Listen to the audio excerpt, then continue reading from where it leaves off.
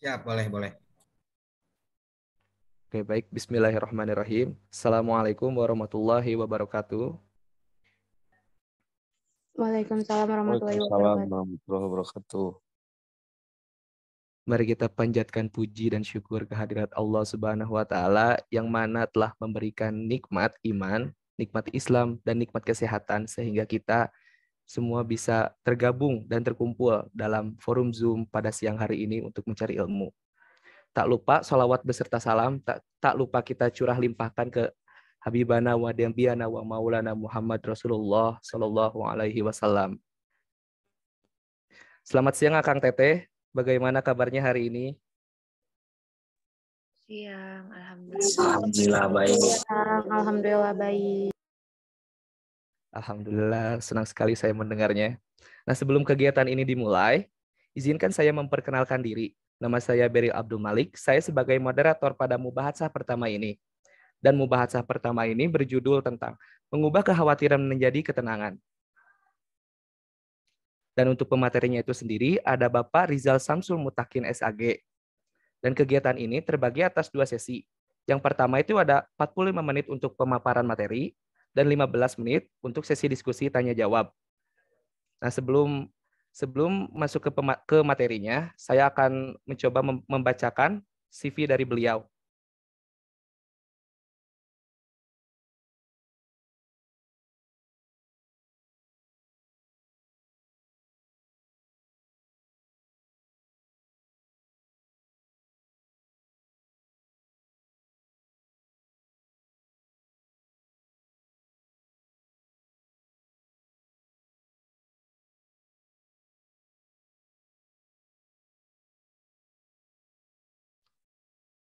Baik, nama lengkap Rizal Samsul Mutakin, tempat tanggal lahir Bandung, tanggal 11 bulan 8 1998.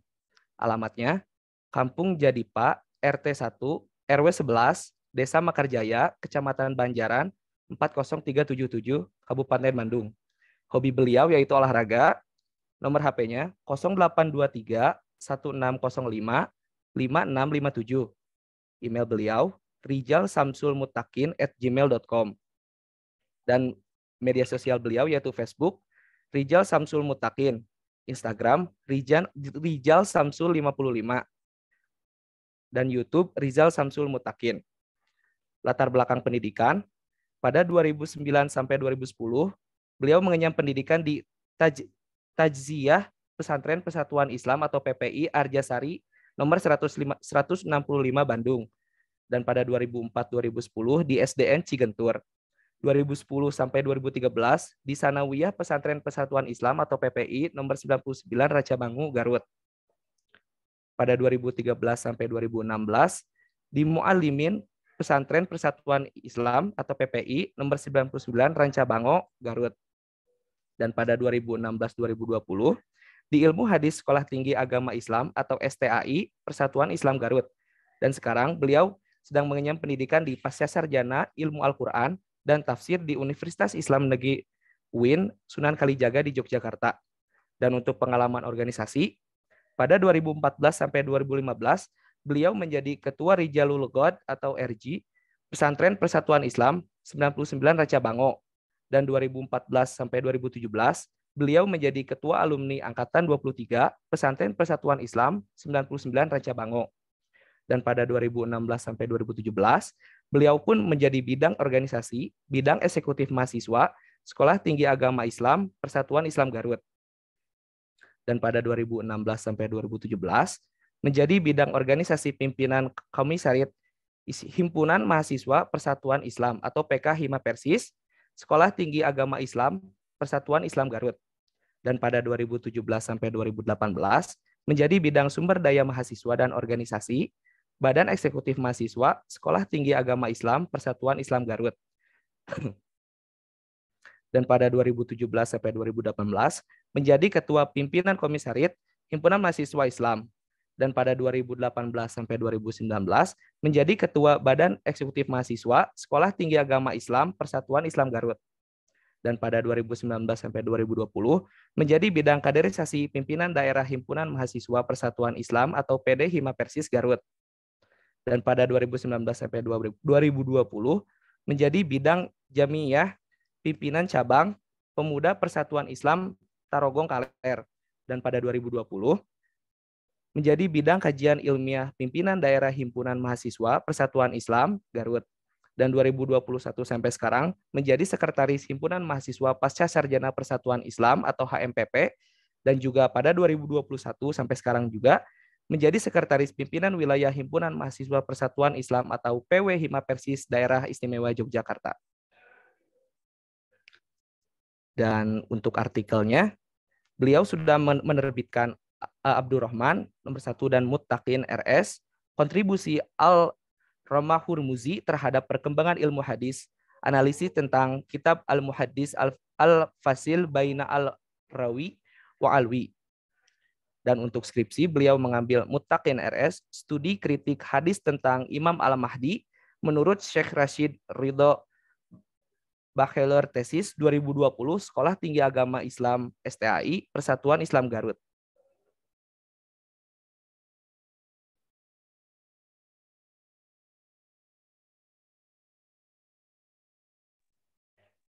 Dan Masya Allah ya, amat sangat luar biasa gitu ya teman-teman. Semoga kita semua di sini adalah manusia-manusia yang sukses dan dapat mencontoh prestasi yang begitu banyak seperti pemateri kita ini. Amin ya Allah ya Rabbal Alamin. Dan untuk mengefisiensikan waktu, langsung saja kita mulai kegiatan ini. Untuk Bapak Rizal Samsul Mutakin SED, dipersilahkan. Terima kasih sebelumnya Kang Beril selaku moderator sudah memberikan waktu dan kesempatannya. Bismillahirrahmanirrahim. Assalamualaikum warahmatullahi wabarakatuh. Waalaikumsalam warahmatullahi wabarakatuh. Waalaikumsalam warahmatullahi wabarakatuh. Hamdan wa syukran lillah, asyhadu an la ilaha illallah wahdahu la syarikalah wa asyhadu anna Muhammadan abduhu wa rasuluhu alladzi la nabiyya wa la rasula ba'da, amma ba'du. Terima kasih sebelumnya kami sampaikan kepada teman-teman dari Himpunan Mahasiswa Program Studi Bahasa dan Sastra Indonesia UNPAS ya, Universitas Pasundan Bandung. Tentu saya berbahagia dan berbangga hati bisa berkontribusi dan bertemu dengan teman-teman semua walaupun hanya sebatas virtual gitu ya. Nah, ini merupakan satu kelebihan teknologi. Jadi kita bisa bertemu walaupun sedang berada di tempat yang jauh berbeda, mungkinnya seperti itu. Nah, tentu kegiatan-kegiatan seperti ini saya support dan saya dukung gitu ya. Dalam artian beberapa tahun yang lalu memang saya pernah mengalami hal yang serupa gitu ya. Jadi waktu kuliah S1, waktu aktif di Himpunan Mahasiswa program studi atau di Himpunan Mahasiswa jurusan, ya sama lah kurang lebihnya gitu kan, mengadakan banyak kegiatan, mengundang para pemateri baik dari intern ataupun dari eksternal kampus gitu ya. Nah, ini merupakan satu kebanggaan bagi kami tentunya bisa berkontribusi di kegiatan dari Himpunan Mahasiswa Bahasa dan Sastra Indonesia. Nah, apalagi dalam acara ini, acara mubahasah tentunya, acara mubahasah ini satu hal yang sangat penting gitu ya, sangat penting di kita sebagai kalangan mahasiswa. Jadi statusnya saya juga masih mahasiswa kali ini ya. Apalagi mubahasah itu kan bahasa Arab sebenarnya. Kalau dalam bahasa kitanya kurang lebih kan diskusi. Mubahasah itu saling membahas. Membahas itu saling membahas. Jadi kita diskusi. Nah, makanya nanti dalam acara ini saya nggak nyampe 45 menit kayaknya gitu ya. Nggak nyampe 45 menit memberikan materi. Jadi saya hanya sebatas pemantik saja. Nanti ke depan mungkin teman-teman yang lain bisa memberikan masukan, saran, kritikan terhadap apa yang saya sampaikan atau bisa memberikan satu pandangan dari perspektif lain tentang tema yang dibahas di siang kali ini gitu ya. Karena basic keilmuan saya di ilmu hadis dan tafsir ya, dan tafsir Quran. Jadi mungkin nanti saya akan lebih banyak membahas bagaimana kekhawatiran ataupun ketenangan sebagaimana tema yang diberikan itu dalam perspektif Al-Qur'an nantinya gitu ya. Nah, bagaimana Al-Quran membahas tentang kekhawatiran atau ketenangan itu seperti apa gitu ya. Nah, sedangkan misalkan teman-teman sekarang basicnya bahasa dan sastra Indonesia bisa nanti memberikan pandangan atau perspektif lain tentang kekhawatiran dan ketenangan itu dari mungkin pendalaman bahasa apa yang disebut dengan kekhawatiran dan lain sebagainya, atau mungkin dari perspektif psikologi ataupun perspektif apa saja. Nah, karena ini namanya juga mubahasa, teman-teman sangat bebas memberikan satu pandangan, masukan, saran, kritikan terhadap apa yang saya sampaikan. Jadi karena judulnya mubahasa, diskusi, dan juga kita kalangan mahasiswa nggak terpaku hanya dari satu sumber saja gitu ya, karena ini bukan pengajian ibu-ibu dan bukan pengajian umum ya. Nah seperti itu. Kayak untuk lebih ini saya coba izin share screen ya.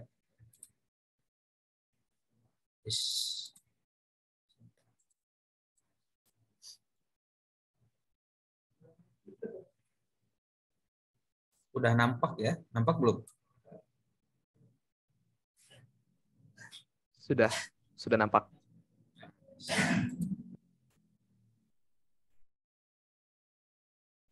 Oke. Nih ya.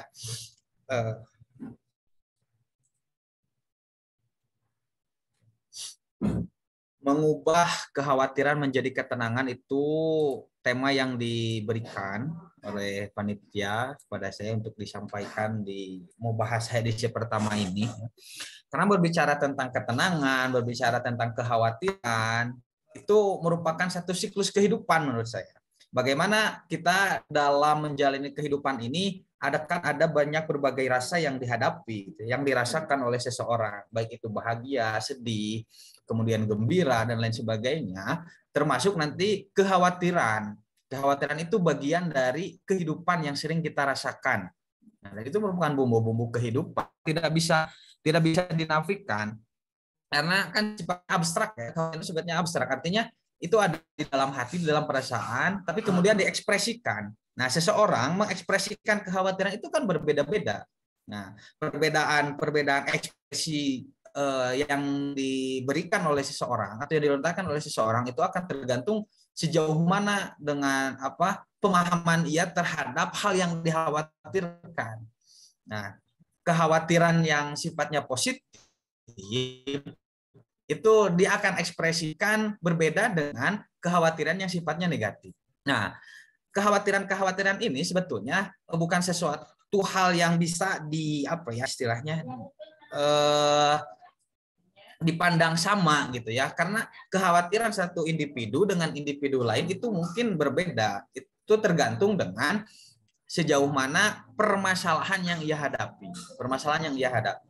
Nah, dari permasalahan ini tentu ada satu output, ada satu harapan, ada satu keinginan. Nah, satu harapan, satu keinginan, output yang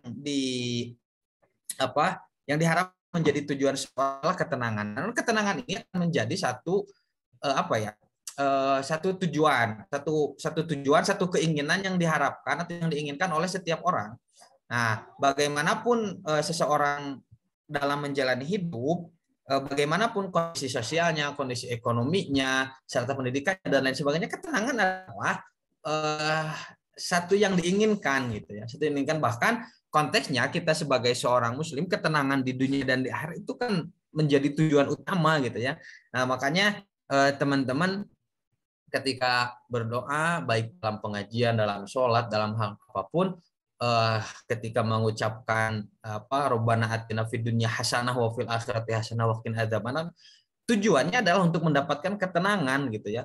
Nah, dan doa itu bukan satu tanda bahwa pengajian akan berakhir gitu ya. Bukan hanya tanda sebagai pengajian akan berakhir, tapi itu adalah harapan, keinginan, cita-cita yang kita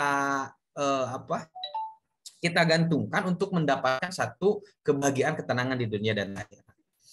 Oke, kita masuk apa itu khawatir. Nah, ini saya ambil dari KBBI. Mungkin nanti teman-teman sudah tidak asing ya dengan KBBI, apalagi di jurusan Bahasa dan Sastra Indonesia. Kekhawatiran atau khawatir itu adalah satu rasa takut, gelisah, cemas ya terhadap sesuatu hal yang belum diketahui dengan pasti. sesuatu yang pasti. Jadi kekhawatiran itu kan ketakutan terhadap sesuatu yang sudah pasti. Nah, makanya nanti ada beberapa istilah yang secara kata atau secara apa ya, etimologi itu hampir mirip, tapi secara terminologi ternyata memiliki perbedaan ataupun nanti sifatnya apa ya, menjadi sebuah tingkatan pertama, kedua, ketiga dan seterusnya.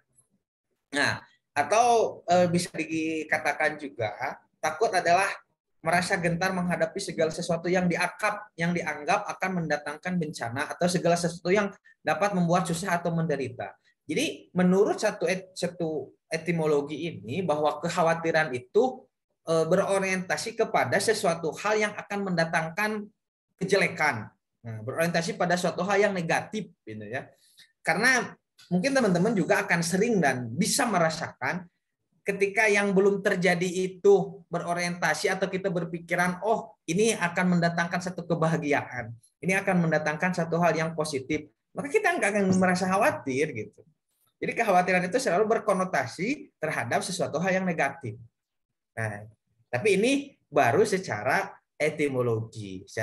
Tapi nanti bagaimana Islam atau Al-Quran memandang satu kekhawatiran itu? Apakah kekhawatiran itu selamanya berkonotasi negatif atau apa? Ada sebagian berkonotasi positif. Nah, kemudian bagaimana cara merubah kekhawatiran yang sering melanda seseorang itu menjadi satu ketenangan dalam jiwa dan dalam diri sehingga kehidupan ini tidak banyak dihantui dengan kekhawatiran.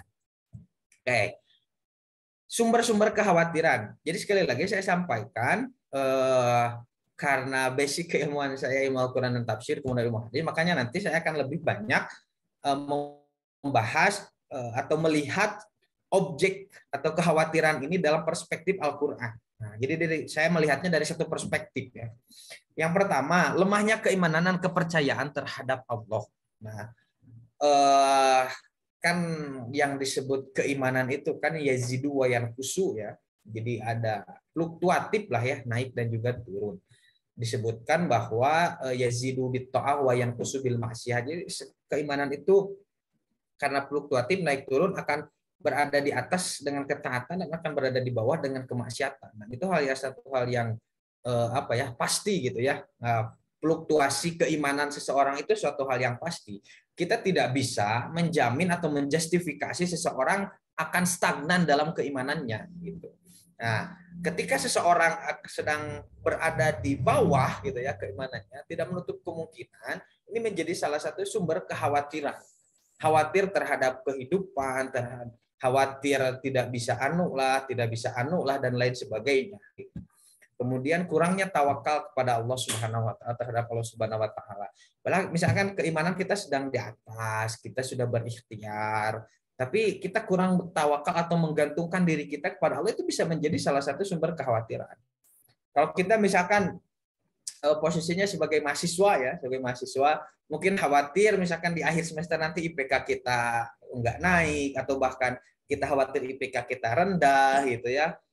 Kalau misalkan mahasiswa akhir seperti saya mahasiswa akhir, tingkat akhir, khawatir nanti nggak lulus sidang skripsi atau sidang tesis gitu ya, khawatir nanti pembimbing sudah sulit untuk dihubungi dan lain sebagainya. Itu kekhawatiran yang melanda perasaan dan kehidupan gitu, dan kekhawatiran itu yang justru nanti akan membuat diri kita itu menjadi sengsara gitu ya, kekhawatiran itu. Padahal kan kekhawatiran itu masih prasangka gitu ya. Kekhawatiran itu kan belum terjadi. Karena kita kan khawatir terhadap sesuatu yang belum terjadi. Kemudian terlalu sering memikirkan kejayaan masa depannya dan apa yang akan terjadi kelak dengan pola pikir dan pandang yang negatif terhadap dunia dan seisinya. Dunia ini pasti berubah. Kehidupan di dunia ini baik itu dalam segi sosial, ekonomi, politik, pendidikan, dan lain sebagainya pasti berubah.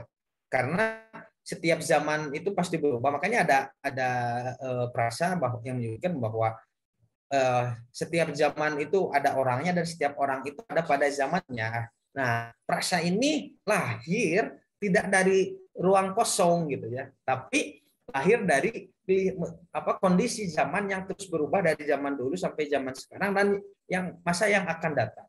gitu ya. Orang tua kita dulu tidak bisa membayangkan bagaimana kondisi zaman kita hari ini. Pun demikian kita hari ini tidak akan bisa membayangkan bagaimana kondisi zaman yang akan datang. Memprediksi mungkin bisa, tapi memastikan secara real dan 100% itu atau yang nggak bisa, itu soal yang mustahil. Nah, bagaimana kita berprasangka atau memikirkan secara idealis bagaimana kondisi masa depan atau masa yang akan datang dengan tanpa melihat realitas kehidupan kita saat ini, itu justru akan melahirkan satu kekhawatiran. Atau poin selanjutnya, rendahnya pengetahuan mereka tentang tujuan dari penciptaan mereka. Nah, jadi dalam konteks kita sebagai manusia diciptakan ke dunia ini pasti memiliki satu tujuan. Nah, memiliki satu konsep tersendiri kenapa manusia itu diciptakan. Nah, gitu ya. Nah, ketidakpahaman kita terhadap tujuan diciptakannya kita ke muka bumi ini akan melahirkan kekhawatiran. Karena kalau misalkan kita memahami kok kenapa Allah itu menciptakan kita? Kenapa Allah itu menciptakan manusia? Apa yang diinginkan oleh Allah? Apa yang menjadi haknya Allah? Apa yang menjadi kewajiban kita dan lain sebagainya selama hidup di dunia ini? Nah, kepahaman kita terhadap konsep penciptaan manusia itu justru akan menghilangkan kekhawatiran, dan ketidakpahaman kita terhadap konsep itu akan menghadirkan kekhawatiran. Kan seperti itu. Kemudian selalu tergantung pada diri sendiri dan sesama manusia lain dalam urusan dunia sehingga lupa menggantungkan hidupnya kepada Allah. Nah, kita selaku homo socius atau selaku manusia sosial mustahil bisa hidup secara individualisme. Nah, makanya kita kan tidak suka dengan manusia-manusia yang individualisme ya. Kan dalam circle kita, misalkan circle teman-teman di kampus atau di himpunan atau dimanapun itu sangat tidak suka kayaknya, saya yakin itu ketika ada satu teman yang misalkan sifatnya individualisme gitu. Tapi kita kan saling menggantungkan kehidupan itu pada sesama manusia dalam satu urusan. Tapi dalam urusan lain memang kita tidak selalu dan kita tidak mesti selalu berdiskusi dengan sesama manusia. Nah, dalam beberapa kesempatan, dalam beberapa sesi, dalam beberapa problem atau dalam beberapa permasalahan, kita wajib untuk berdiskusi itu tidak hanya dengan manusia, tapi dengan Allah. Salah satunya melalui apa? Melalui istikharah misalkan. Atau melalui sholat yang 5 waktu. Itu kan bentuk diskusi kita kepada Allah Subhanahu wa Ta'ala. Bentuk menggantungkan kehidupan kita itu kepada Allah Subhanahu wa Ta'ala. Kaitannya dengan ketauhidan, makanya para ulama itu kan membagi, ada tauhid itu ada rububiyah, ada uluhiyah, ada asma wa sifat. Itu salah satunya untuk memudahkan bagaimana bentuk interaksi atau diskusi kita dengan Allah Subhanahu wa Ta'ala. Nah, kemudian selanjutnya mudah dipengaruhi oleh hawa nafsu, ketamakan, keserakahan, ambisi, keegoisan, dan berlebihan. Nah, manusia pasti punya tujuan, pasti punya cita-cita, pasti punya target, dan pasti ingin memiliki capaian dalam step by step kehidupannya. Misalkan teman-teman nih yang sekarang jadi pengurus himpunan misalkan, pasti kan punya target output 1 tahun setelah nanti menjabat itu ingin apa gitu kan? Atau selama dalam studi misalkan seperti misalkan yang saya lakukan, semester 1 saya harus bisa ini, semester 2 harus bisa ini, semester 3 harus bisa ini, semester 4 harus bisa ini. Nah, selesai S1 harus bisa ini, selesai S2 harus bisa ini. Itu kan target. Nah, tapi ketika target itu dibungkus oleh keinginan personal dalam artian hawa nafsu maksud saya. Nah, keinginan personal, hawa nafsu gitu ya, keegoisan, idealisme yang tidak berpijak pada kondisi realistis gitu ya. Nah, itu justru akan mendatangkan kekhawatiran. Tapi ketika target-target, tujuan-tujuan dan output itu berdasarkan pada kondisi realistis kita ya, itu tidak akan mendatangkan kekhawatiran. Dan selanjutnya meyakini bahwa keberhasilan berada di tangan manusia sendiri dan ditentukan oleh usahanya sendiri. Nah, kalau dalam sekte aliran keagamaan ini ada yang disebut dengan Zabariyah dan Qadariyah gitu ya, hanya yang meyakini satu kelompok yang meyakini bahwa semua itu terserah saya gitu ya, dan kelompok lain yang menyebutkan bahwa semua yang terjadi ini tergantung pada keputusan Allah. Nah, yang pasti bahwa poin ini sebetulnya berbicara tentang takdir, berbicara tentang takdir. Bagaimana para ulama menyebutkan takdir itu ada dua, ya. Ada takdir mubrom, ada takdir mu'allaq. Ya, ada takdir yang memang bisa diusahakan dan ada takdir yang memang kita tidak berdaya upaya, kita hanya bisa menerimanya. Misalkan kita ditakdirkan lahir sebagai laki-laki dan perempuan gitu. Itu kan takdir mubrom, kita tidak bisa nawar gitu ya. Kok saya lahir sebagai laki-laki, kok saya lahir sebagai perempuan. Nah, tapi yang kemudian turunan-turunan dari itu yang misalkan sekarang sedang rame, misalkan rekonstruksi gender, pemahaman-pemahaman seperti itu kan takdir mu'allaq yang bisa kita usahakan gitu ya. Yang bisa kita usahakan artinya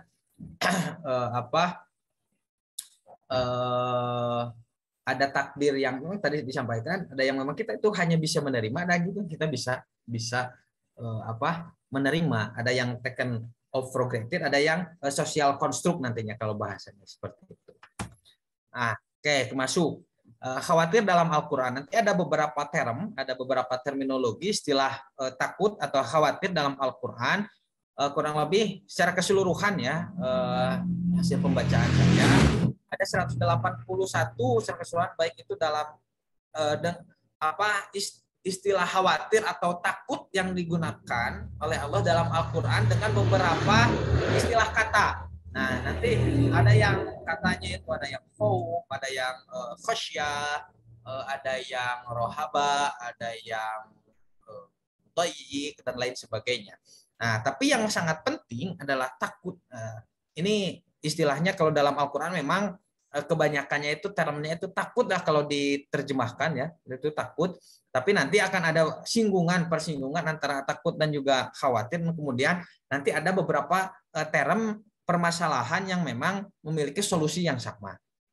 Nah, takut kepada Allah merupakan hal yang sangat penting ya, mendorong manusia untuk menuju pada ketakwaan. Nah, jadi kalau khawatir Allah itu tidak memberikan kita kecukupan, khawatir doa kita itu tidak diijabah, khawatir ibadah kita itu tidak diterima. Nah, itu nanti bentuk-bentuk ketakutan dan bentuk-bentuk kekhawatiran yang bisa berkonotasi positif dan juga negatif. Kembali lagi ya, bisa menjadi dua konotasi begitu positif negatif. Nah, tapi dalam salah satu ayat disebutkan bahwa wali-wali Allah tidak memiliki kekhawatiran atas apa yang telah ataupun akan terjadi. Ala inna auliya Allahi la khaufun alaihim wa lahum yahzanun. Ala ingatlah, inna auliya Allahi, sesungguhnya para wali-wali Allah itu la khaufun, tidak ada rasa takut alaihim bagi mereka, walahum yahzanun, dan juga mereka tidak merasa bersedih hati. Nah, tapi ini tentunya kenapa saya mencantumkan ini sebagai bentuk contoh bahwa orang-orang tertentu yang memiliki makom atau tingkatan tertentu itu sudah tidak merasa khawatir, sudah tidak merasa takut dengan segala ketetapan Allah, tapi mereka menerimanya. Ya. Nah, ini beberapa terminologi takut atau khawatir dalam Al-Quran. Yang pertama al-huzn. Al-huzn itu bisa diartikan susah atau sedih. Nah, apa kaitannya dengan khawatir? Karena kesusahan, kesedihan yang dialami oleh seseorang itu ya bisa menghadirkan atau bisa mendatangkan kekhawatiran. Nah, itu dalam istilah lain atau dalam kata lain, kondisi hati yang tidak tenang berkaitan dengan masa lampau. Nah, ini terlalu memikirkan masa lalu atau ya kita merasa kaduhung ya bahasa Sunda nama gitu ya, kaduhung gitu ya, pernah melakukan anu dan lain sebagainya. Dan yang kedua al-khauf, ini istilah yang banyak digunakan dalam Al-Qur'an. Al-khauf itu kondisi hati tidak tenang terkait dengan perkara yang di masa akan datang. Nah, jadi kalau misalkan tadi dalam KBBI khawatir itu merasa khawatir, ketakutan dengan sesuatu yang belum terjadi. Nah, ini yang dalam Al-Qur'an dibahasakan sebagai al-khauf, dan terjadinya sesuatu kurang baik yang muncul dari sebuah dugaan. Nah, gitu ya, khauf terjadi karena lemahnya mental orang yang takut, walaupun ditakuti adalah hal yang sepele. Makanya tadi dalam sumber kekhawatiran salah satu poinnya adalah kurangnya keimanan, atau kepercayaan kepada Allah Subhanahu wa taala, yang kemudian nanti kurangnya keyakinan itu bisa melemahkan mental. Takut misalkan hal yang sepele,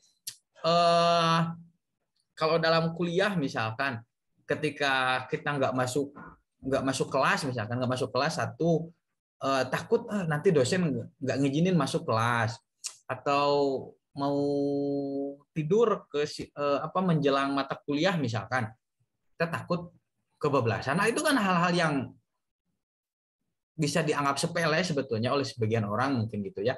Nah, tapi ada kekhawatiran yang berlebih, ketakutan yang berlebih gitu. Atau dayik ya dalam istilah atau kata yang lainnya, dayik, perasaan gundah gulana atau keraguan yang ada dalam hati seorang manusia. Nah, keraguan untuk melakukan sesuatu sehingga kita itu tidak jadi melakukannya karena ada keraguan, nggak yakin gitu ya. Atau khasyah ini hampir mirip dengan khauf ya, hampir mirip dengan khauf, tapi ada dalam level yang lebih gitu ya, lebih daripada khauf, jadi ketakutan yang berlebih. Atau halu'a, gelisah, kesedihan yang mendalam. Nah, secara etimologi kelima kata ini memang memiliki terjemah atau makna yang berbeda-beda. Ada susah, ada takut gitu ya, ada gundah gulana, ada kesedihan yang mendalam, ada khawatir dan lain sebagainya. Tapi kelima ini memiliki keterkaitan makna satu dengan yang lainnya. Dan juga kelima kondisi ini ya, baik itu susah, sedih, atau gundah gulana gitu ya, atau ragu atau kesedihan, itu nanti memunculkan satu kondisi yang sama, yaitu kondisi khawatir. Dari kesedihan kita juga akan khawatir gitu ya. Dari ketakutan akan melahirkan khawatir. Dari keraguan, kegelisahan juga akan menghadirkan kekhawatiran gitu ya. Dari kesedihan yang mendalam juga akan mendatangkan kekhawatiran. Nah, ini tingkatan khawatir. Ada khasyah, ada rohaba, ada khauf. Nah, kenapa ini kan di sini ada 5, ini sih ada 5, tapi kemudian tingkatannya ada 3. Nah, karena ada ada beberapa persamaan makna sehingga secara tingkatan itu ada 3. Nah, kenapa di sini tiba-tiba ada rohaba? Tadi di pembahasan sebelumnya tidak ada, nanti dibahas di slide selanjutnya. Nah, yang pertama ini ya. Nah, ada khauf. Tadi kan khauf itu kan takut ya. Khauf itu kan takut. Nah, ketakutan atas sesuatu yang sudah diduga, diketahui dengan pasti. Nah, tapi karena mental kita yang belum kuat, belum bisa menerima, nah akhirnya takut gitu ya, akhirnya khawatir. Ini khauf. Ya, nanti pembahasannya kurang lebih seperti itu. Kemudian nah, kemudian ini rohaba. Rohaba juga bermakna takut. Nah, takutan yang murni niatnya untuk Allah, bukan untuk manusia, sehingga menjadikan waktu aktivitas sikapnya untuk Allah. Nah, ini ketakutan yang berkonotasi positif. Karena takut kepada Allah, takut untuk tidak dimasukkan ke surga tadi kan. Takut doa kita tidak diijabah, takut ibadah kita tidak makbulah dan lain sebagainya. Nah, ini disebutnya rohaba. Orangnya berarti rahib. Nah, rahib itu orang yang takut kepada Allah gitu ya, betul-betul takut kepada Allah. Nah, rasa takut yang menjadikan seorang lari meninggalkan medan, tentunya ayat ini berkaitan dengan sesuatu yang sementara dihadapi. Ada khasyah, ada rasa takut yang dilandasi dengan sikap mengagumkan dan didasari dengan pengetahuan mengenai hal tersebut. Nah, para ulama meyakini bahwa khasyah ini level takut yang dimiliki oleh para ulama, oleh para Nabi Shallallahu Alaihi Wasallam.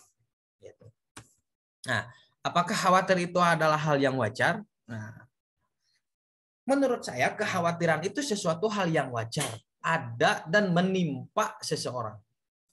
ada dan menimpa seseorang.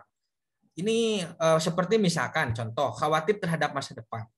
Ini terjadi di masa Nabi Shallallahu Alaihi Wasallam ketika terjadi perang Azab ya, yang mengakibatkan sebagian besar orang munafik itu kan mundur dari pertempuran, melarikan diri karena takut melihat musuh, takut pasukan kita ini kalah dan lain sebagainya. Itu sehingga para orang-orang munafik itu mundur dari pertempuran, kembali ke daerahnya masing-masing, kembali ke tempat asalnya masing-masing. Kekhawatiran sebagai kehampaan hidup. Nah, kecemasan yang melanda kehidupan modern saat ini adalah kehampaan hidup atau existential vacuum yang diakibatkan karena orang yang bersangkutan tidak berhasil menemukan makna dalam hidupnya. Nah, atau kehidupan ini tidak seperti apa yang ia pikirkan, gitu ya, hingga akhirnya ia merasa takut dan khawatir tidak bisa melewati kehidupan ini. Nah, jadi sekali lagi bahwa kekhawatiran itu sesuatu hal yang wajar, sangat-sangat wajar terjadi pada diri seseorang dan menimpa dan ada di perasaan seseorang. Itu sangat wajar. Tapi bagaimana cara kita mengolah kekhawatiran? Karena kekhawatiran ini kan sebagai bentuk salah satu bentuk emosi dalam psikologi ya. Nah, dalam psikologi ini kan salah satu bentuk emosi, kan bisa bahagia, tertawa, sedih, dan khawatir itu kan salah satu bentuknya. Nah, bagaimana cara kita mengolah bentuk kekhawatiran ini sehingga berkonotasi positif, sehingga menjadi sesuatu hal yang positif bagi diri dan menghadirkan ketenangan dalam jiwa. Nah, itulah yang sangat penting. Itu yang sangat penting. Jadi kita tidak mesti takut untuk menghadapi masa depan, menghadapi sesuatu yang belum terjadi, karena bagi kita sebagai seorang muslim, kita percaya pada qada dan qadar. Kita percaya bahwa segala kehidupan ini adalah Allah sudah mengaturnya, tapi bagaimana kita selaku hambanya untuk mengatur atau berproses dalam kehidupan ini sehingga ada mencapai pada takdir yang sudah ditentukan oleh Allah Subhanahu wa taala. Nah, kekhawatiran itu bukan sesuatu yang negatif jika digunakan dalam ketaatan kepada Allah. Dalam Al-Qur'an surat An-Nisa ini wal yakhshal ladzina law taraku min khalfihim dzarriyyatan dhi'afan khafu 'alaihim falyattaqullaha wal yaqulu qawlan sadida. Dan hendaklah takut wal yakhsha. Nah, ini dan hendaklah kita merasa khawatir apabila kita meninggalkan di belakang kita ini generasi yang lemah fisiknya, lemah akalnya, lemah keimanannya, lemah berbagai sisinya gitu ya. Nah, dan hendaklah takut kepada mereka jika meninggalkannya demikian, itu hendaklah kita bertakwa kepada Allah. Ini yang menarik menurut saya dalam perspektif tafsir gitu ya. Ini Allah itu menggunakan dua kata yang memiliki makna yang berdekatan tapi dalam satu ayat, yaitu khosyah wal yakhsha. Nah, kemudian khaufu. Nah, kan di sini ya. Wal yakhsha, khosyah ini kan khawatir, khaufu ini takut. Nah, lantas bagaimana membedakan keduanya? Ada ada juga yang memahami bahwa wal yakhsha alladziina law taraku min khalfihim, hendaklah kita merasa khawatir gitu ya. Merasa khawatir untuk meninggalkan generasi-generasi yang lemah. Artinya kekhawatiran itu berkonotasi kepada sesuatu hal yang belum terjadi. Nah, tapi jika terjadi maka menggunakan istilah khofa atau khofu gitu ya. Kalau misalkan dalam konteks ayat ini, hendaklah kita merasa khawatir apabila orang-orang di belakang kamu apabila meninggalkan orang-orang di belakang kalian itu dzarriyatan dhi'afan, generasi yang lemah. Nah, ini kan belum terjadi. Belum ada generasi yang lemahnya. Tapi ketika generasi yang lemah itu betul-betul terjadi, maka kita mesti takut. Nah, gitu. Jadi khofu atau khofa ini berkonotasi atau berorientasi kepada satu hal yang sudah terjadi. Nah, ini mungkin perbedaan pemahaman seorang terhadap satu makna. Mungkin dalam konteks bahasa Indonesia juga teman-teman juga bisa mencontohkan bagaimana dalam satu kata ini dilihat dari berbagai sisi, dari berbagai pemahaman. Jadi sekali lagi, kekhawatiran itu bukan suatu hal yang jelek, kekhawatiran itu satu hal yang wajar, apalagi jika kekhawatiran itu digunakan dalam bentuk ketaatan kepada Allah Subhanahu wa taala, karena dalam Al-Qur'an pun sudah dijelaskan salah satunya kita ini justru mesti khawatir. Allah itu memerintahkan kita mesti khawatir loh. Kita mesti khawatir jika meninggalkan generasi yang lemah di belakang kita gitu ya. Generasi bisa dalam berbagai aspek generasi, kalau dalam keluarga berarti anak, cucu dan seterusnya yang lebih lemah daripada kita, ataupun regenerasi organisasi gitu ya. Regenerasi organisasi yang tidak sebaik kita dan lain sebagainya. Konteksnya itu bisa dilihat dari berbagai aspek. Ya. Nah, bagaimana cara kita mengubah ketaatan itu menjadi ketenangan? Yang pertama, menata masa depan dengan usaha yang keras, gitu ya.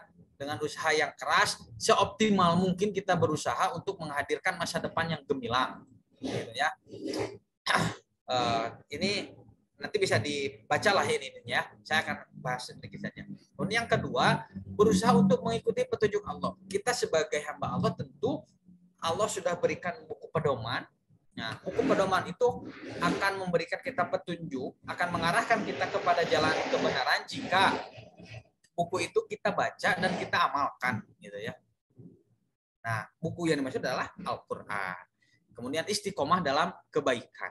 Istiqomah dalam kebaikan ini akan mengubah, gitu ya, akan mengubah bentuk kekhawatiran yang sedang dirasakan itu menjadi satu ketenangan dalam hidup. Kemudian ikhlas dalam berbagai aspek, kemudian menata masa depan dengan keimanan, ketakwaan dan amal soleh, gitu ya. Beberapa aspek kehidupan kita ini memang membutuhkan penataan yang baik, tapi dilandasi dengan keimanan dan juga ketakwaan serta amal soleh. Oke, nah ini solusi terbaik. Solusi terbaik versi Al-Quran ya. Solusi terbaik versi Al-Quran untuk mendatangkan ketenangan dalam hidup itu adalah dengan zikir kepada Allah. Alladzina amanu, orang-orang yang beriman, wa tatma'innu qulubuhum, dan mendapatkan ketenangan di hati-hati mereka bizikrillah, dengan zikir kepada Allah. Ingatlah bizikrillah, dengan zikir kepada Allah tatma'innul qulub akan mendatangkan ketenangan dalam hati. Jadi apapun permasalahan itu, bagaimanapun kondisi hidup yang sedang kita alami dan yang sedang kita jalani, gitu ya, maka solusi terbaiknya adalah zikir kepada Allah. Bentuk zikirnya bisa dengan sholat itu bentuk zikir kepada Allah. Ya. Membaca Al-Quran juga bisa bentuk zikir kepada Allah. Zikir setelah sholat, zikir waktu pagi dan sebagainya. Apapun bentuk zikirnya kepada Allah itu akan mendatangkan ketenangan. Oke ya, itu terima kasih atas perhatiannya. Nanti teman-teman bisa kita diskusikan selebihnya. Sekali lagi kesimpulannya bahwa kekhawatiran itu adalah bagian dari siklus perasaan dalam kehidupan kita. Kita pasti atau mungkin sedang mengalami kekhawatiran. Sumber-sumber kekhawatiran itu bisa dari berbagai sisi, dari berbagai arah. Tapi tenang saja, kekhawatiran itu bukan sesuatu hal yang selalu negatif, dan kekhawatiran itu wajar gitu ya, sesuatu hal yang wajar ada dalam diri kita selama kita bisa merubah emosi ini menjadi satu hal yang positif. Bahkan kekhawatiran ini ada dalam Al-Quran gitu ya, ada dalam Al-Quran, bahkan banyak Allah menggunakan term-term khawatir dan juga rasa takut dalam Al-Quran. Bahkan dalam salah satu ayat yang tadi sudah disebutkan, Allah memerintahkan justru kita ini mesti khawatir. Artinya itu adalah kekhawatiran yang berkonotasi positif gitu ya. Tapi solusi terbaik dari berbagai masalah perasaan atau sesuatu yang ada dalam hati adalah dengan zikir kepada Allah Subhanahu wa taala. Itu saja yang bisa disampaikan. Terima kasih teman-teman. Kita lanjut ke diskusi. Assalamualaikum warahmatullahi wabarakatuh. Waalaikumsalam warahmatullahi wabarakatuh. Baik, bagi Akang Teteh yang ingin bertanya, saya buka sesi tanya jawab.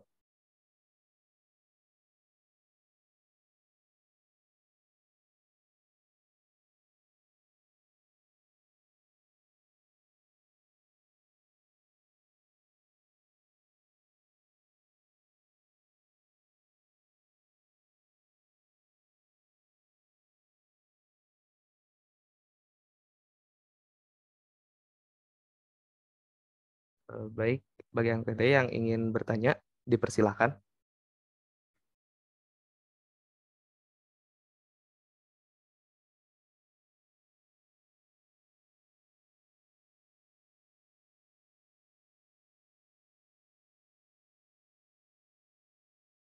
Kepada Kang Willy, dipersilahkan.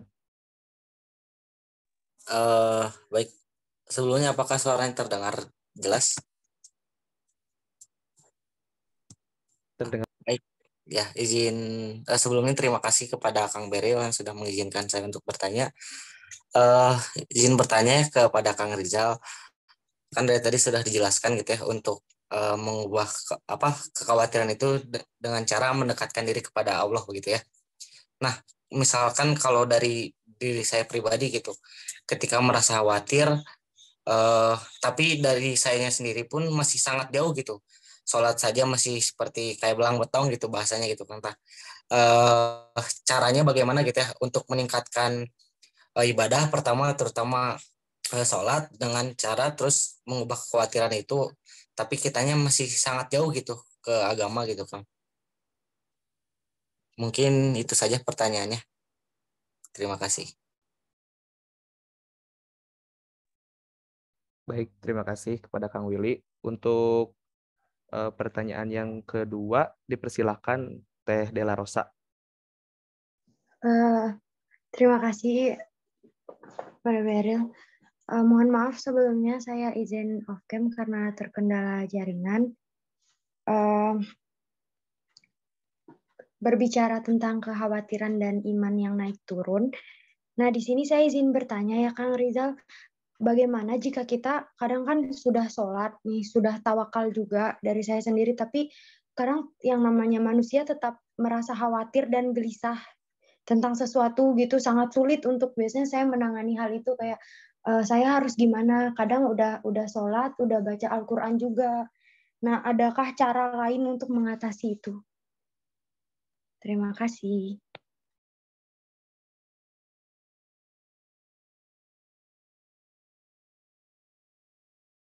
Baik, untuk yang selanjutnya kepada Teh Haskia. Baik, terima kasih sebelumnya kepada moderator yang telah mempersilakan saya untuk bertanya. Assalamualaikum, Ya, di sini saya ingin bertanya. Tadi kan di istilah khawatir dalam Al-Quran itu ada susah atau sedih, yang mana itu berasal dari kondisi hati tidak tenang berkaitan dengan masa lampau. Nah, yang jadi pertanyaannya, bagaimana cara kita untuk mengikhlaskan kejadian di masa lampau itu? Terima kasih.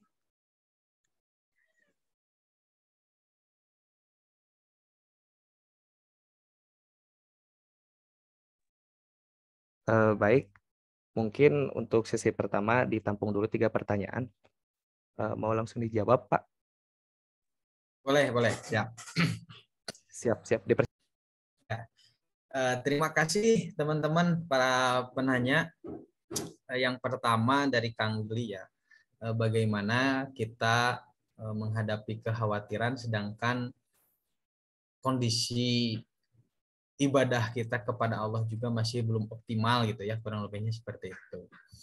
Yang pertama bahwa Allah itu ya, menilai seseorang itu ala qadari ukulihim bahasa. Jadi sesuai dengan kadar akalnya atau sesuai dengan kadar pemahamannya. Nah, karena nanti kan konteks pemahaman terhadap agama ini nanti ada yang wajib setiap individu ini memang tidak bisa dikecualikan gitu ya. Tidak terkecualikan seorang itu memang wajib. Ada juga yang cukup pemahaman itu ada keterwakilan oleh individu yang lain atau oleh satu lembaga.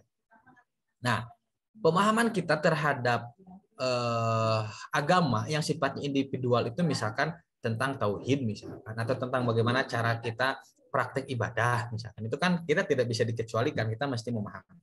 Tapi misalkan tentang hukum Islam, tentang politik Islam dan lain sebagainya itu kan bisa kita serahkan ke para ulama misalkan yang diwadahi oleh MUI misalkan dalam konteks kenegaraan atau keormasan.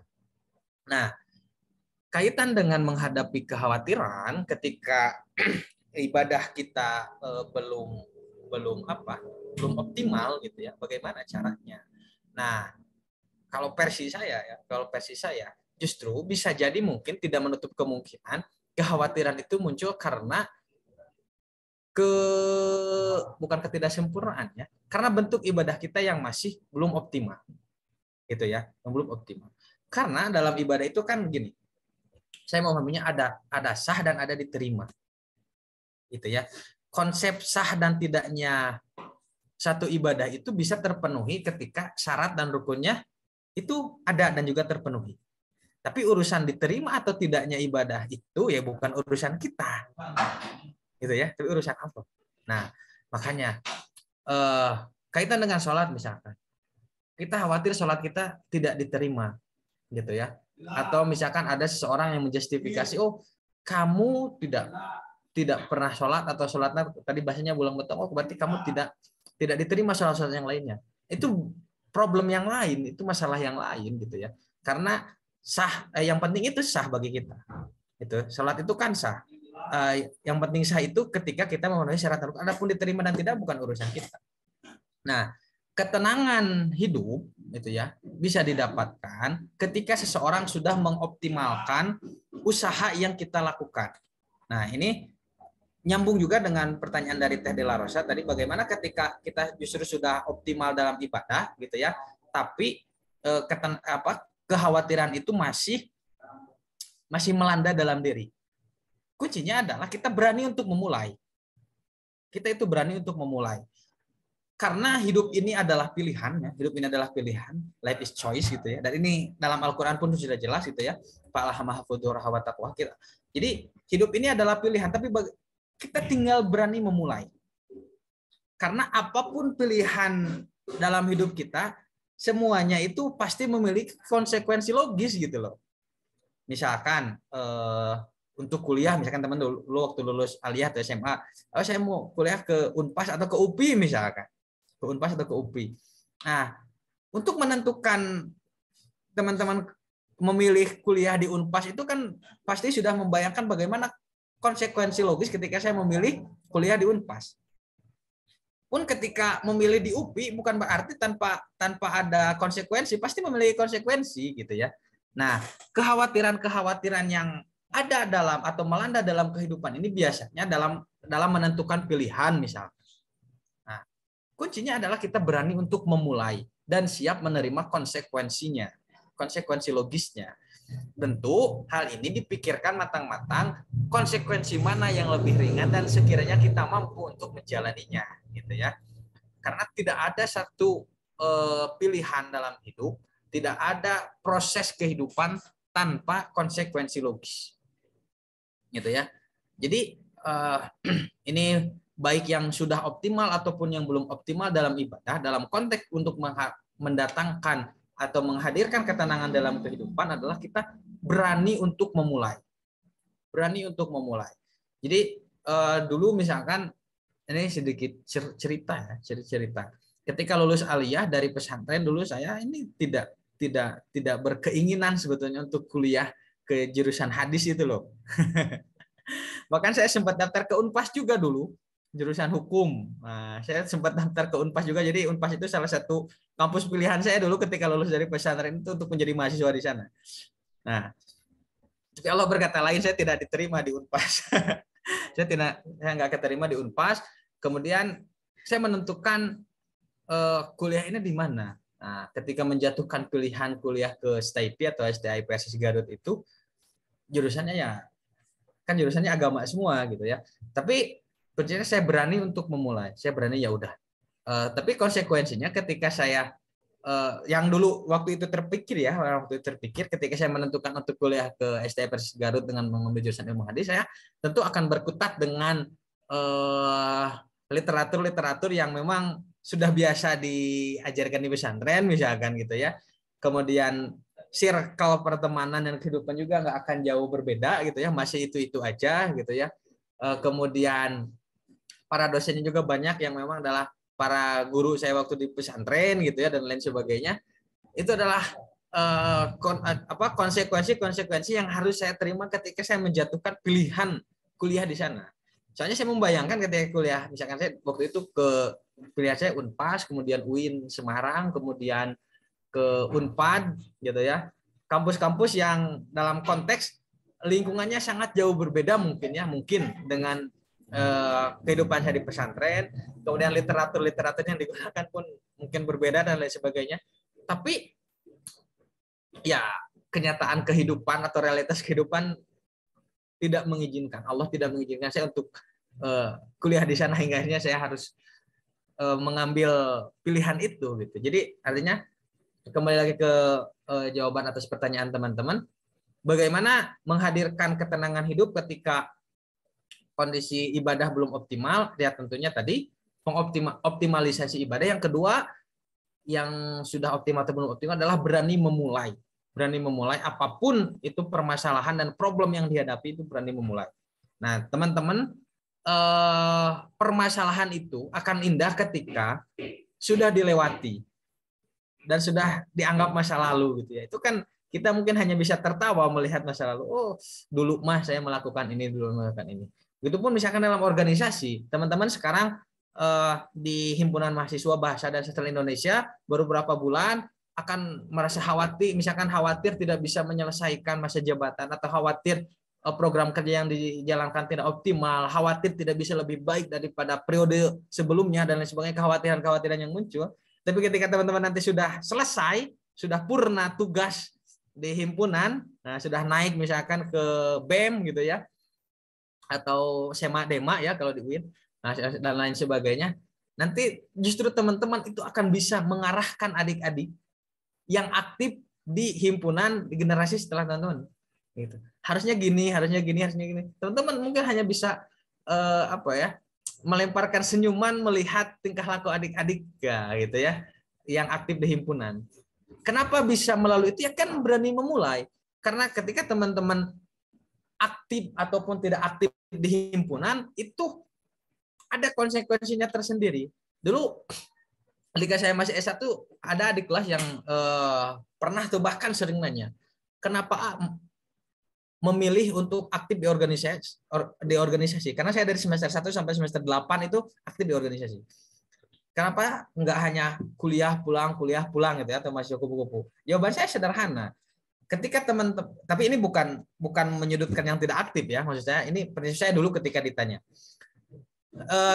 Teman-teman yang tidak aktif di organisasi mungkin bisa pintar dalam aspek intelektualitas, tapi bisa jadi tidak pintar menghadapi problem kehidupan, tidak bisa dewasa dalam menghadapi problem kehidupan gitu ya. Karena ketika ke kampus hanya untuk kuliah, kemudian pulang ke kosan atau ke rumah, ke kampus hanya untuk nongkrong dan presentasi atau mendengarkan presentasi, saya kira itu nggak aneh gitu. Tapi bagaimana kita mengelola emosi, mengelola kehidupan, belajar di miniatur kehidupan ini melalui organisasi. Dan tentunya itu kita harus berani memulai sekali lagi. Jadi konsepnya dua ya, Satu, berani memulai, yang kedua berani menyelesaikan apa yang sudah kita mulai. Gitu. Jadi teman-teman ketika sudah memulai harus sampai selesai, jangan sampai putus di tengah jalan. Kemudian yang ketiga tadi dari Teh Askia, bagaimana cara mengikhlaskan masa lalu ya? Masa lalu apa ini? Bagaimana cara mengikhlaskan masa lalu? Nah, tentunya gitu ya. Dengan menata kehidupan hari ini supaya supaya bisa ada di masa depan yang lebih baik gitu kan. Kalau dalam hadis, sebaik-baiknya orang itu adalah orang yang lebih baik dari hari kemarin gitu ya. Nah, kan sangat merugi orang yang hari ini sama dengan hari kemarin. Nah, tapi itu ya, sejarah atau masa lalu itu adalah sebagai batu loncatan untuk kita mengambil pelajaran sehingga tidak melakukan hal itu di masa yang akan datang. Misalkan dalam proses pembelajaran, dulu ini curhat saya. Dulu ketika S1, ketika aktif-aktifnya di organisasi, ketika jadi ketua BEM, ketua PK Himpunan Mahasiswa, jadi saya ini sering absen ya, sering absen beberapa dosen gitu. Itu kadang saya ini pilih-pilih dosen gitu. pilih-pilih dosen ini saya nggak masuk, dosen ini saya masuk. Nah, dulu waktu S1, kadang karena tiap mata pelajaran tiap mata kuliah ada jatah untuk tidak masuk 3 kali ya. 3 kali saya kadang akumulasi, kalau 1 semester itu sekian mata kuliah kali 3, berarti saya jatah nggak masuk sekian puluh kali dulu gitu ya. Waktu bandel-bandelnya itu ya, saya sampai kayak gitu. Nah, kemudian ketika selesai S1 lihat IPK dan sebagainya, pas mau masuk S2 lah, saya ingat masa lalu S1 saya itu kok serasa nggak serius gitu ya kuliah itu. Saking asiknya di organisasi memang. Aktif di organisasi, banyak ngadain kegiatan sana sini dan lain sebagainya, pulang malam dari kampus dan lain sebagainya. Nah, sehingga saya punya tekad gitu ya, ketika masuk S2 ini adalah kuliah pertaubatan saya. Saya nggak boleh melakukan hal yang sama dilakukan ketika S1 dan dilakukan juga oleh S2. Ketika saya kuliah S2, saya bertekad misalkan IPK ketika S2 itu harus lebih tinggi daripada S1. S1 itu dulu saya waktu S1 kuliah S1 itu saya paling nggak suka nulis loh. Nah, jadi tadi artikel-artikel yang tadi disebutin oleh Kang Beril ya, selaku moderator di CV saya, itu semuanya tulisan-tulisan saya ketika S2. Jadi udah 2 tahun ini, karena saya sekarang semester 4, semester akhir. Jadi selama 2 tahun ini barulah saya menuntut diri dan tuntutan dari kampus untuk suka nulis. Dulu itu paling anti nulis waktu waktu S1 itu. Bikin makalah seadanya dan lain sebagainya gitu. Tapi ketika S2 saya nggak boleh melakukan hal yang sama. Gitu. Jadi cara mengikhlaskan masa lalu itu dengan kita melakukan hal yang lebih baik dan tidak melakukan hal yang sama di masa kini dan masa yang akan datang. Kayak gitu. Jadi kalau saya ada seperti yang sudah disebutkan ya, S2 ini adalah kuliah pertaubatan saya karena mulai S1 dulu ya kayak gitu, banyak bolosnya, banyak absennya gitu ya. Jadi kalau dilihat absen per mata kuliah, kan suka ada absen per mata kuliah ya, per dosen. Nah, absen per mata kuliah itu ada yang mata kuliah yang memang sedikit gitu absennya, ada yang 3 itu full gitu ya, saya ambil ketiganya gitu 1 semester itu. Ada yang enggak juga ya, saya pilih-pilih dosen dulu waktu S1. Nah, waktu S2 sekarang adalah masa pertobatan saya, tidak boleh melakukan hal yang sama gitu ya. Saya ikhlas saya ikhlaskan masa lalu saya dengan melakukan hal yang lebih baik. Jadi balas dendam terbaik ya, versi saya, balas dendam terbaik kepada diri sendiri atau kepada orang lain adalah kita berada di posisi yang lebih baik dari masa lalu gitu ya. Kalau misalkan orang lain pernah merendahkan kita, pernah mencaci maki dan lain sebagainya dengan terhadap masa lalu kita, balas dendamnya nggak mesti dengan ucapan lagi. Balas dendam terbaik adalah dengan melakukan sesuatu hal yang lebih baik dari orang lain, gitu ya. Dan juga melakukan sesuatu yang lebih baik dari apa yang telah kita lakukan di masa lalu. Itu mungkin teman-teman kalau punya versi lain dari teman-teman yang lain silahkan, atau mau menyanggah jawaban saya juga enggak apa-apa, silakan. Terima kasih. Baik, untuk Akang Teteh yang masih ingin bertanya seputaran tentang mengubah kekhawatiran menjadi ketenangan, dipersilakan.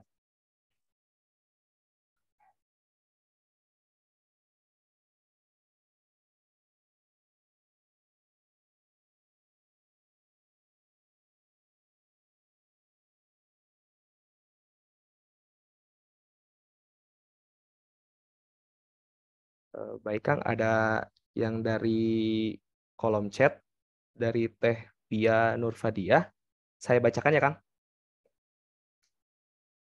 Assalamualaikum. Sebelumnya mohon maaf dan bla bla bla bla. Izin bertanya. Fenomena di zaman sekarang itu anak muda seringkali bahkan sudah tidak asing lagi dengan berbagai persoalan mental illness seperti anxiety, bipolar dan lain sebagainya. Dan itu merupakan bentuk kekhawatiran. Nah, bagaimana sih Islam memandang hal tersebut? Begitu Kang. Oke, siap. Saya konfirmasi dulu ya. Mental illness itu contohnya kayak gimana? Kalau anxiety bipolar itu yang kekhawatiran berlebih bukan? Iya, Kang. Oke. Ya, ada adik kelas saya sekarang kuliahnya di UGM. Di UGM dia itu mengalami bipolar, bahkan kalau dia sedang takut, sedang khawatir, kita memang bingung menghadapinya secara psikologi nih ya. Secara psikologi karena kita bingung menghadapinya itu kayak gimana. Karena tingkah lakunya juga yang aneh dan lain sebagainya, bahkan sering menyakiti diri sendiri ya kalau nggak salah. Dan yang dilakukan oleh adik kelas juga saya gitu. Terjadi bipolar itu dia tuh sampai menyakiti diri sendiri, dan keluarga bahkan teman-temannya juga bingung menghadapinya seperti apa gitu ya. Bingung menghadapinya seperti apa. Nah, kalau dalam Islam tentunya kekhawatiran itu kalau dalam konteks agama Islam bisa dari berbagai sisi. Kalau dari segi faktor intern karena mungkin kondisi hati atau kondisi jiwa yang sedang jauh dari Tuhan atau jauh dari Allah misalnya. Kemudian faktor eksternnya adalah adanya godaan dari setan memang ya. Godaan dari setan karena setan itu kan sudah mengazamkan atau sudah menawarkan diri gitu ya. Dia itu rela untuk berada di neraka bukan seumur hidup tapi selama-lamanya, selama dia diizinkan untuk menggoda manusia. Nah, bentuk godaannya itu kan bisa menghadirkan kekhawatiran, ketidakpercayaan, dan ketakutan yang berlebih. Gitu kan? Sehingga dia itu khawatirnya itu kepada hal-hal tadi yang sepele, kemudian ketakutan yang lebih, dan menyakiti orang lain, menyakiti diri sendiri dan lain sebagainya. Nah, kalau saya melihat bahwa fenomena-fenomena seperti itu, gitu ya, itu kan bentuk sakit dalam jiwa, bukan sakit jiwa ya, tapi sakit dalam jiwa. Ya. Nah, sakit dalam jiwa dan sakit jiwa itu kan berbeda ya. Nah, sakit dalam jiwa itu kan bisa kekhawatiran, ketakutan, kecemasan, ketidakpercayaan terhadap orang lain dan lain sebagainya. Itu kan kesakitan dalam jiwa. Kalau sakit jiwa ya pada mafhum lah ya, seperti itu bentuknya. Nah, itu adalah kesakitan dalam jiwa. Nah, kalau misalkan Islam memandang seperti itu adalah Islam memandang fenomena itu atau adanya kejadian itu sebagai bentuk ujian memang. Sebagai bentuk ujian bagaimana Allah menguji seseorang dan keluarganya gitu ya dengan penyakit bipolar misalnya. Penyakit bipolar karena setahu saya bipolar itu bentuk penyakit kan itu ya. Bentuk penyakit, tapi bisa dikonfirmasi nanti kalau jika saya salah atau punya jawaban versi lain atau dalam perspektif lainnya. Nah, kalau saya melihatnya itu adalah sebuah penyakit. Sebetulnya adalah sebuah penyakit yang bisa diobati selama kita mau berikhtiar untuk mengobatinya dan menyembuhkannya, gitu ya. Kita yakin bahwa Allah itu maha menyembuhkan. Nah, kemudian versi atau jawaban yang selanjutnya bahwa itu adalah bentuk ujian untuk menguji sejauh mana kesabaran dia sebagai penganut atau yang memiliki penyakit itu dan juga keluarga dan juga lingkungan sekitarnya. Karena bagaimanapun bipolar itu nggak hanya menimpa diri sendiri, tapi orang-orang di sekitarnya akan merasa khawatir melihat tingkah lakunya gitu loh. Dia mungkin memiliki kekhawatiran tersendiri ya, yang kemudian diekspresikan dengan misalkan melukai diri sendiri dan lain sebagainya. Tapi ekspresi seorang pengidap penyakit itu yang nanti akan menghadirkan kekhawatiran-kekhawatiran lain bagi orang yang melihatnya. Gitu. Nah, bagaimana? Nah, Allah itu mungkin sedang menguji sejauh mana kesabaran orang-orang di sekitar menghadapinya. Nah, karena kan dalam Al-Quran bentuk ujian itu liyabluwakum ayyukum ahsanu amala. Atau dalam ayat lain Bentar, ayatnya wa qata'nahum fil ardi umama minhumus solihuna wa minhum duna dzalik wa balawnahum bil hasanati was sayyiati la'allahum yarji'un. Jadi ujian itu ini ya konsep Al-Qur'an. Ujian itu tidak hanya diberikan kepada orang-orang yang tidak baik atau orang yang tidak baik. Tapi orang-orang yang soleh, orang-orang yang tidak soleh, karena bahasa Al-Quran as-solihuna waduna dzalik, as-soleh, yang soleh dan yang tidak soleh, gitu ya. Wa balawnahum bil hasanati wasayyiat, akan diuji dengan kebaikan dan juga dengan kejelekan. Jadi konsep ujian dalam Islam itu tidak mesti kejelekan atau sesuatu yang berkonotasi negatif. Nah, sesuatu hal yang bersifat positif pun bisa jadi itu bentuk ujian. Nah, wabalawnahum bil hasanati wasayyiat. Nah, di akhir ayat itu la'allahum yarji'un, supaya kita ini sadar kemana kita akan kembali. Kita ini sadar bahwa kita ini hidup di dunia sementara, dan kita akan kembali memiliki tujuan yang utama, tempat yang abadi. Nah, kembali lagi ke yang tadi, konsep penyakit bipolar itu atau mental itu adalah bentuk ujian. Nah, sejauh mana kita bisa menghadapinya dengan kesabaran. Kalau perspektif Islam tentunya akan larinya ke sana. Tapi mungkin nanti teman-teman punya perspektif yang lain dalam melihat fenomena itu. Fenomena itu bisa dari psikologi atau sosial, mungkin teman-teman bisa juga berbagi supaya saya juga tahu. Kalau selebihnya saya kurang memahami juga. Itu mungkin. Atau langsung ini ada lagi pertanyaan di chat ya? Iya, betul, Kang. Oke. Langsung saya jawab aja ya? Nggak apa-apa? Boleh. Silakan, Kang. Waalaikumsalam. Izin Kang, sumber khawatir satunya kan kurang tawakal. Apa yang menjadi penyebab kurangnya tawakal? Apakah kurangnya dalam ikhtiar juga? Oke. Ada bukan sempalan ya. Istilah dalam untuk kita sampai tujuan itu istilah duit. Nah, duit itu kan doa, usaha, ikhtiar, tawakal. Nah, gitu ya. Doa, usaha, ikhtiar, dan tawakal. Nah, penyebab kurangnya tawakal. Jadi tawakal dan ikhtiar ini berada di satu posisi yang sama. Jadi doa, usaha atau ikhtiar dan tawakal ini berada berada di posisi yang sama. Hanya saja ya, doa dan usaha atau ikhtiar ini gitu ya harus didahulukan sebelum kita melakukan tawakal. Ya. Karena ini cerita di zaman Rasul ini kan ada satu sahabat yang kemudian menyimpan untanya tanpa mengikat unta itu, mungkin teman-teman pada tahu ya cerita itu, menambatkan unta tidak menyimpan unta, kemudian orang itu dicang-cang orang gitunya.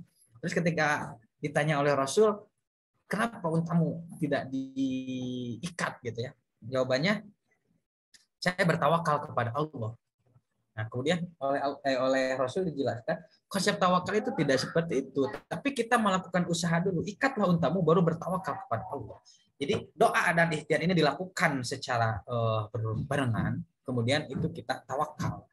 Nah, kurangnya tawakal tidak berbanding lurus dengan kurangnya ikhtiar. Tapi kurangnya tawakal nanti akan berbanding lurus dengan sejauh mana keimanan dan keyakinan kita kepada Allah. Begitu. Nah, jadi doa. Oke. Jadi doa dan usaha itu dilakukan beriringan. Ya, doa dan usaha itu dilakukan beriringan. Nah, kemudian nanti di puncak doa dan usaha itu adalah bertawakal. Nah, tidak bisa seseorang dikatakan tawakal dan menggantungkan dirinya kepada Allah tanpa didahului oleh usaha dan doa atau doa dan ikhtiar. Begitu. Jadi kalau ditanya apa yang menjadi penyebab kurangnya tawakal, apakah kurangnya ikhtiar? Bukan. Kurangnya tawakal itu adalah ketawakalan itu akan berbanding lurus sejauh mana keyakinan kita atau menggantungkan kehidupan kita kepada Allah Subhanahu wa taala. Nah, jadi teman-teman sekalian sebagai penutup tidak mesti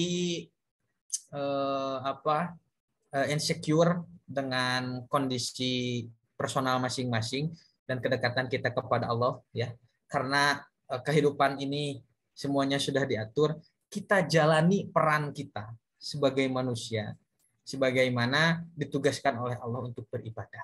Kemudian ini yang sangat penting, konsep ibadah itu tidak mesti yang sifatnya sudah kotnya kalau bahasa fikih seperti sholat, zakat, haji, saum tidak. Jadi konsep ibadah itu tidak berhenti di sana.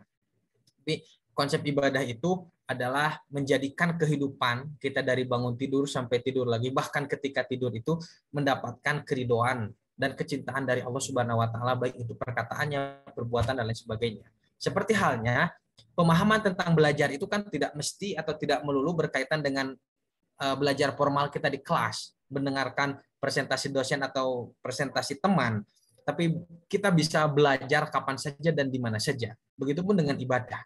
Ibadah itu tidak melulu kaitan dengan sholat, dengan zakat, dengan haji, dengan puasa dan sebagainya.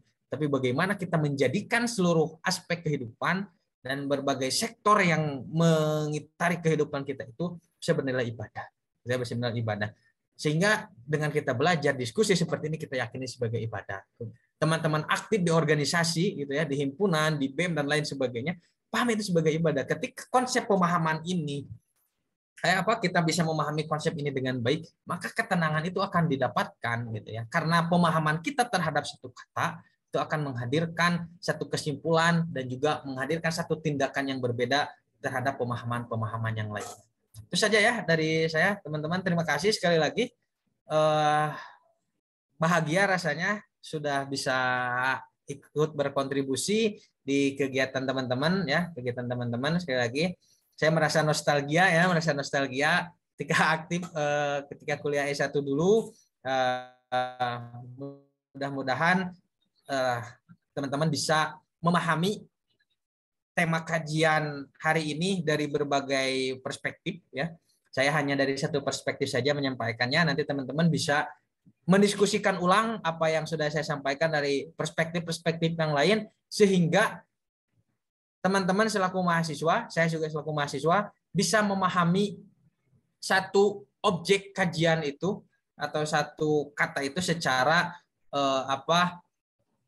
universal gitu ya, secara global, universal dan integral gitu ya, integral dan universal, atau secara utuh dan menyeluruh, tidak hanya melihat dari satu perspektif saja, karena pandangan atau penglihatan kita hanya dari satu perspektif gitu ya, itu tidak bisa mendewasakan gitu ya. Tapi pemahaman kita yang menyeluruh gitu ya, menyeluruh itu akan mendewasakan sikap kita, mendewasakan intelektualitas kita, dan tentunya kita akan bijaksana dalam mengambil keputusan gitu ya. Terima kasih. Assalamualaikum warahmatullahi wabarakatuh.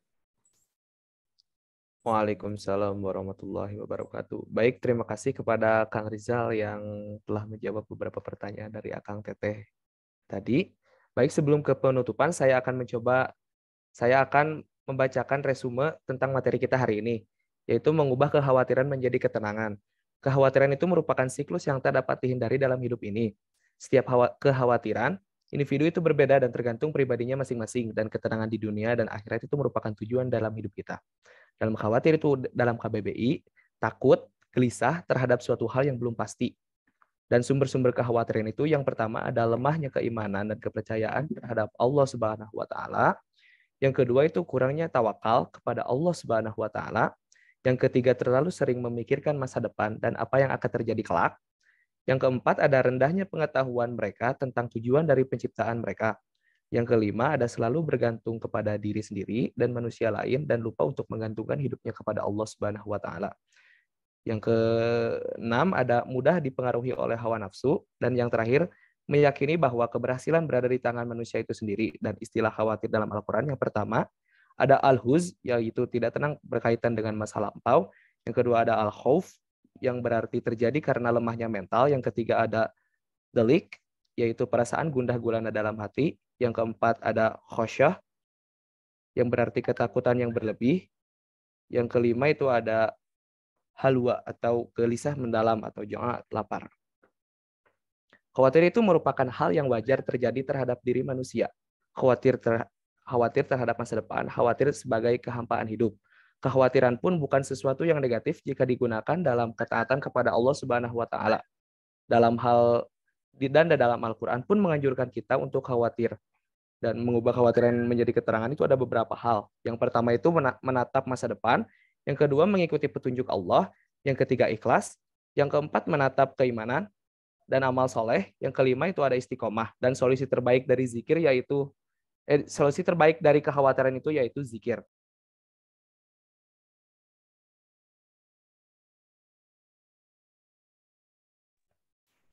Baik, alhamdulillah, syukurillah. Mubahasa pertama pada hari ini telah selesai dengan baik. Saya ucapkan terima kasih kepada pemateri kita hari ini, yaitu Kang Rizal Samsul Mutakin, yang begitu luar biasa dalam memaparkan materi, dan juga kepada Akang Teteh yang sudah meluangkan waktunya untuk ada dalam kegiatan yang bermanfaat ini. Saya memohon maaf apabila selama saya jadi moderator pada kesempatan kali ini ada salah kata dan tutur yang tidak disengaja, mohon dimaafkan. Dan semoga kegiatan hari ini bermanfaat bagi kita semua. Amin ya Allah ya Rabbal Alamin.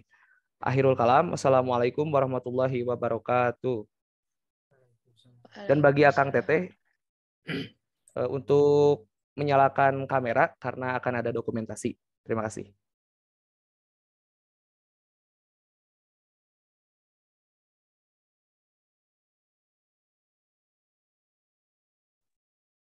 Dipersilakan kepada Akang Teteh untuk menyalakan kameranya dikarenakan akan ada dokumentasi.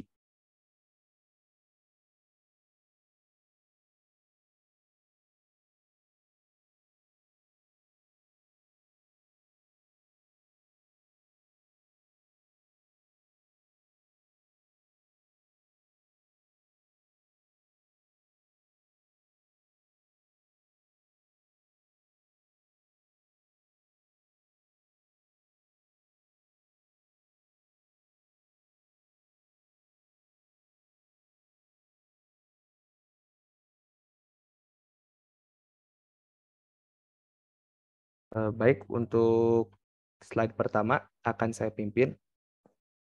1, 2, 3.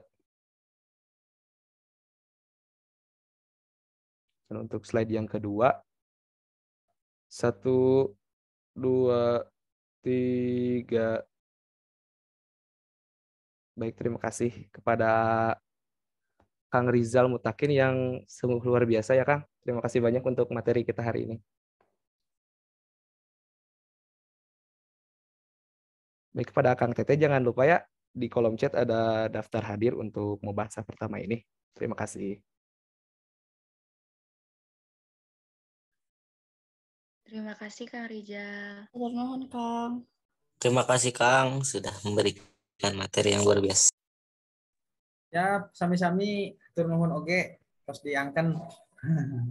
Siap Kang, semoga sehat selalu Kang untuk kedepannya dan semoga sukses Amin, terus. amin.